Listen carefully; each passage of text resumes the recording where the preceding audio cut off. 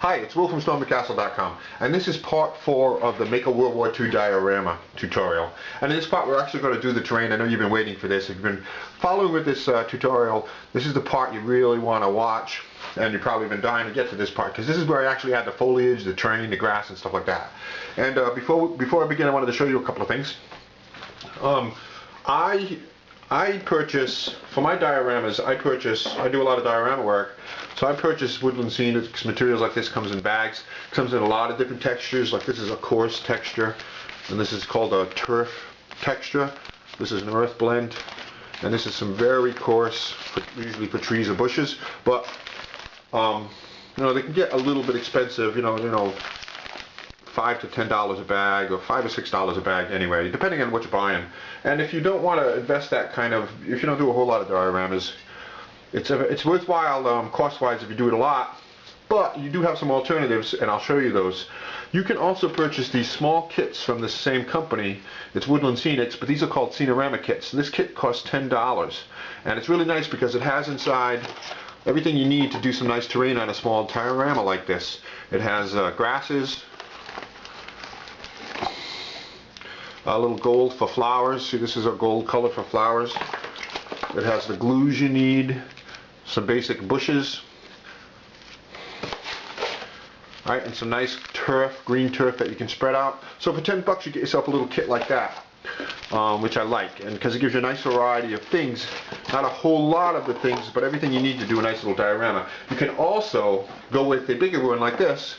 This is the basic diorama kit, which is like $15 to $20 American, and you get a lot more of everything. You also get the trees included in this, the tree armatures, so you can make the trees. So if you can, go for this, because this will give you some nice diorama work. But now, a lot of people don't want to spend the money or don't have the money, and you want to improvise some materials. Now, I have a lot of tutorials on how to improvise materials on my website, but let me show you a couple of things here to give you some ideas of how you can make up materials that'll look just fine, come out really good. For instance, here's a tree I made using improvised materials. This is clay and wire. So I have a video tutorial and a website tutorial on how to do this. You can see the wire in there. So I made it out of wires, and I used clay to form the trunk. So plenty of options. And also, as surprising as you might find, that a lot of kitchen sponges work really well. Like, you use green kitchen sponges, or like these scrubby pads, and you can tear those apart and use them to make bushes and shrubbery and all kinds of terrain. This one is blue, but you get yourself a green one, and you can work on this and tear it apart and make some nice terrain with it. Same thing goes with the larger grain sponges. You know, get yourself a green sponge, and you can tear off pieces of this.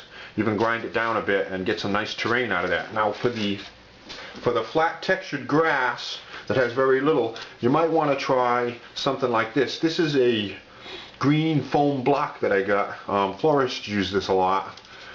So it's very light, and it's green foam, and what you can do is you can rasp it with something like a file or even sandpaper, and just get a whole lot of nice texture that you can spread on your diorama. And also, you can, some people make, I've never done it, but some people make the green texture with sawdust and green paint. So you might want to experiment with that, or check for a tutorial on how to do that, to make sawdust and green paint. It's supposed to be very inexpensive and looks reasonably well. So let's move on with the diorama here.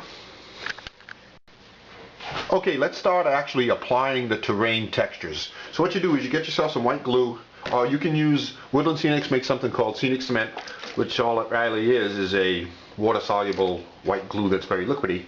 Or you can make yourself some white glue by adding just a regular all-purpose white glue and mixing it up with like double the amount of water. So 1 part white glue and about 2 parts water.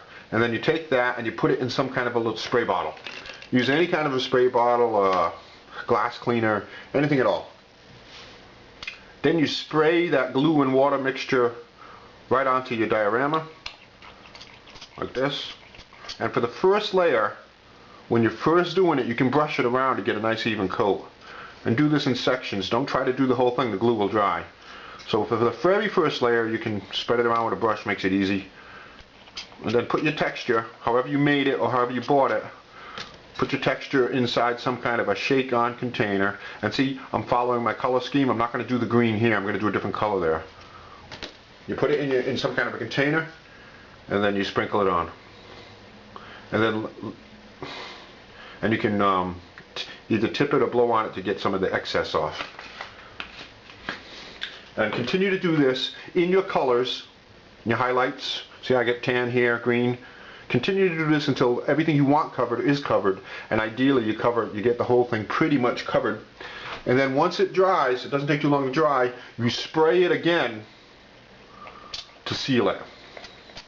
You use your spray on to seal it, and you gotta, once it dries, see if it's not dry, it'll just scatter. And once you've got that on there, you can't brush it, you'll just spread it around. So let it dry, spray it again to seal it. Every 7 or 8 days, you describe to them the feeling it has to go with all these people. Make sure you don't stick with uniform colors. You gotta mix it up, get different shades. And following with my pattern that I drew of the base colors, I'm going to use darker greens towards the forest.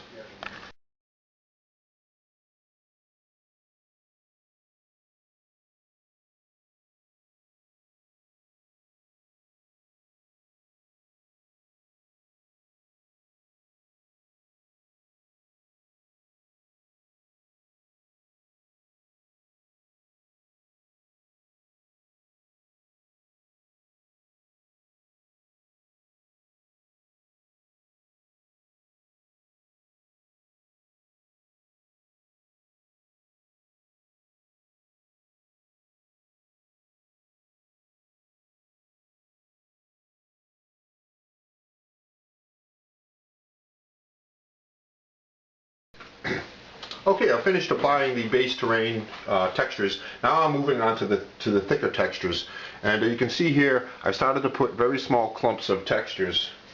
It's like a coarser texture. It's a little bit coarser. It has more shape to it, thicker clumps, and you can apply that very sparingly. And then once you do that, then you move up to an even coarser texture. So the basic procedure is you start with your very fine textures, you move up to coarser textures subsequently, and then we can move up to actually a large texture like this, which is almost like a bush, and we'll place those strategically on the different parts of the diorama. And when you get up to this kind of a thing, you can put a little bit of glue on it, get yourself a little bush, put a little glue on it, and then glue it down. Okay, I'm placing the thicker clumps of foliage on this diorama. And you can see that on the left of it, I'm putting a lot more foliage, because that's where the forest is going to end. It's going to be trees, and the forest kind of ends, but it ends in a sloping way, and that you have the trees, and it comes out to bushes, and then it finally comes out to just grasslands. So think about that, how things kind of change. You know, higher trees, and then down to the bushes, and then down to the grasslands, and then scattered bushes. Okay, now it's time to start placing the trees, and I've already got one tree placed here. And what I wanted to show you real quick is that you punch a hole in the terrain, put a little bit of glue in the hole, and then place the tree right in it.